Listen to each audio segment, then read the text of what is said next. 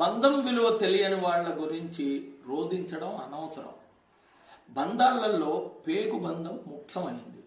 ఆ తర్వాతే రక్త సంబంధం అని, అంటే సోదర సోదరీలు, ప్రేమ బంధం, స్నేహ బంధం, ఇలా బంధాలు ఎన్నో ఉన్నాయి. వాళ్ళకి మనతో ఉన్న బంధం విలువ తెలియకపోయినప్పుడు వాళ్ళ గురించి బాధపడడం అనవసరము అంటాను. ఆలోచించడం కూడా అనవసరమే.